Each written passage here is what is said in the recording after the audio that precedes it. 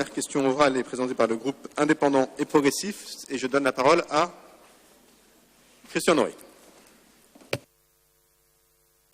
Oui, Monsieur le maire, il s'agit d'une question orale qui pose sur les modalités de déplacement dans le 18e arrondissement et dans Paris. Nous avons constaté de nouvelles créations de pistes cyclables, de rues écoles, avec piétonisation de certaines voies. Donc, ce que nous voudrions avoir, c'est un plan de circulation dans le 18e arrondissement, que vous nous indiquiez parmi les dispositifs ceux qui ont un caractère temporaire et ceux qui sont destinés à être pérennisés. Je prends deux exemples. Il y a la rue Hermel qui est fermée par un barriérage. Qu'est-il prévu pour la circulation des véhicules qui avaient l'habitude de prendre cette portion de rue et qui maintenant doivent se déporter sur d'autres voies, donc des voies alternatives? La rue Vauvenargues. Et il est indiqué que c'est une voie piétonne ouverte à la circulation. Donc là, j'aimerais avoir une information parce que je ne vois pas très bien une voie piétonne ouverte à la circulation. C'est une information qui est indiquée sur les panneaux devant la rue.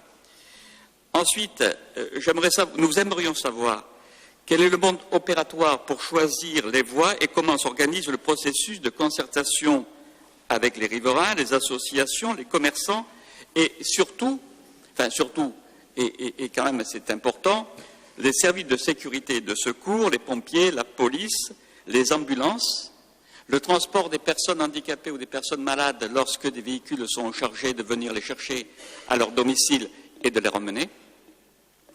De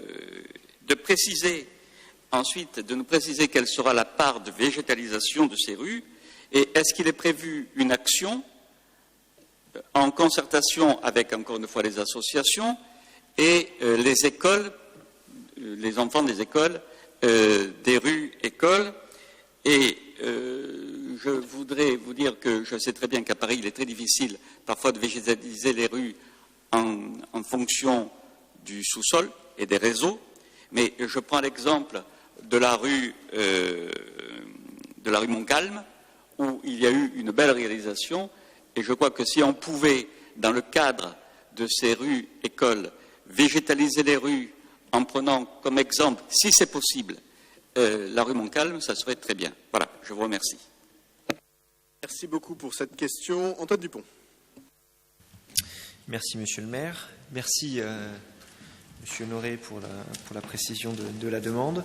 Ça nous permet de remettre un peu en ordre l'ensemble des dispositifs qui ont été mis en place ces dernières semaines. Donc il y a d'une part ce qu'on appelle les coronavoies. Donc c'est des élargissements de trottoirs temporaires avec du mobilier urbain, de sorte à, dans des zones à fort flux piétons, de limiter, de respecter la distanciation sociale quand on le peut. Évidemment, c'est pas si évident que ça, mais en tout cas, ça le permet dans une moindre mesure. On a les coronapistes, qui sont des pistes cyclables temporaires. Dans les deux cas, l'objectif, c'est de pérenniser ces dispositifs. Aujourd'hui, l'ensemble des dispositifs ont été mis en place jusqu'au 30 septembre.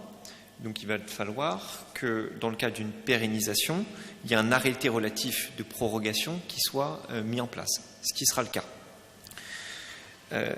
Quand on va laisser ces dispositifs, l'objectif derrière, c'est d'enlever le mobilier urbain dans un second temps, de faire de l'élargissement de trottoirs quand c'est possible, ou en tout cas de faire rentrer dans le quotidien des Parisiennes et des Parisiens les dispositifs en question. Je remets aussi dans le débat l'objectif dans le mandat de réduire les places de stationnement véhicules en surface, donc de réaffecter ces zones-là. Et ces dispositifs y participent aujourd'hui, ils participent grandement. Donc, pour conclure sur ces dispositifs, pour vous répondre très concrètement, ils vont être pérennisés dans leur grande majorité. Bien évidemment, ils ne vont pas être pérennisés dans leur entièreté comme avec la manière dans laquelle ils ont été mis en place aujourd'hui. On va devoir, dans certains cas, reprendre, amender, changer un petit peu les dispositifs, puisque certains fonctionnent bien, mais d'autres, au fur et à mesure des usages, se sont avérés pas utilisés de la manière dont on le pensait. Donc on va aussi, avec les services, faire les études techniques nécessaires pour les rendre les plus utilisables possibles. sur les dispositifs des rues aux écoles. Donc il faut faire la distinction entre les piétonisations d'une part. Les piétonisations ne veulent pas dire interdiction totale de véhicules de rentrer dans la zone, puisque, comme vous l'avez souligné, il y a à la fois la nécessité de laisser passer les secours quand c'est nécessaire. Il y a parfois des livraisons qui sont aussi nécessaires dans la zone. Donc, dans le cas des piétonisations, nous avons mis en place des dispositifs de mobilier urbain temporaires qui vont être amenés à évoluer pour être pérennisés. Donc, je prends l'exemple de la rue Richomme qui a des barrières ouvertes avec un cadenas. On peut mettre en place ce type de dispositif. Ça peut être des dispositifs à code, des dispositifs à clé. Dans tous les cas, la méthode pour déverrouiller ces entrées, que ce soit code, clé, vont être mis à disposition des commerçants, de l'ensemble des commerçants, mais également des habitants. Puisque il y a dans ces zones évidemment des personnes à mobilité réduite, il y a des livraisons commerçants, donc il faut bien évidemment qu'on le laisse, que ça soit autorisé. Il y a, et vous parliez de rues piétonisées apaisées, en fait, dans certains endroits, on ne peut pas piétoniser. Et donc, on utilise des dispositifs de pincement, donc c'est-à-dire qu'on va mettre du mobilier urbain qui va obliger l'automobiliste à zigzaguer à vitesse réduite. Donc, de la même manière que pour les piétonisations, c'est des dispositifs aujourd'hui de mobilier temporaire qui vont être amenés à être améliorés. Pour répondre sur la question et l'interpellation que vous avez faite sur les autorisations de piétonisation de rue, nous avons eu l'accord à la fois de la préfecture de police, de la brigade des sapeurs-pompiers de Paris également. À chaque fois, c'est soumis à autorisation de ces entités-là. Le choix, pourquoi on piétonise, pourquoi on apaise, il est évident que quand on a, par exemple, des bus qui doivent se rendre dans la zone, ou en tout cas qui la traversent, nous ne pouvons pas piétoniser l'ensemble de la zone, et donc parfois se fait le choix d'apaiser. Vous parliez de la rue Vauvenargues. Un projet est aujourd'hui en cours d'étude par les services techniques pour que le Haut-Vauvenargues, notamment jusqu'à quasiment au milieu de la rue Vauvenargues, il y a une reprise complète du plan de circulation, puisqu'aujourd'hui on voit qu'à la fois il y a du stationnement qui n'est pas respecté, des vitesses excessives dans la zone. Donc tout cela, pour aller dans le sens que j'expliquais précédemment, ça va se faire en concertation à la fois avec les services pour les nécessités techniques évidentes, mais à la fois avec les habitants et les commerçants, pour que ceux-ci adhèrent au mieux à ces dispositifs. Parce que, in fine, qui est-ce qu'on veut servir avec ces dispositifs? C'est à la fois les habitants, les habitantes, mais aussi les commerçants. Sur le plan de circulation, vous interrogiez là-dessus, je vais vous donner quelques exemples.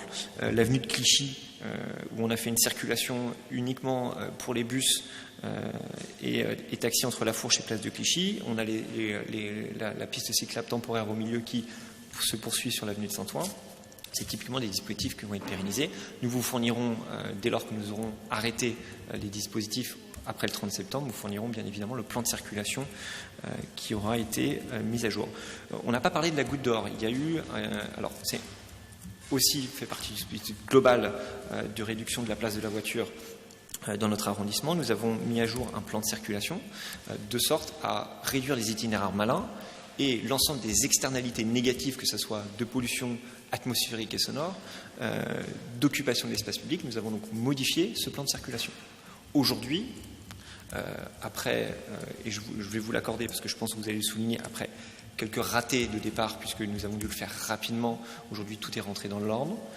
Nous avons demandé à ce qu'une réunion de retour d'expérience des habitants soit mise en place, de sorte à recueillir les besoins et, si nécessaire, faire des modifications de ce plan.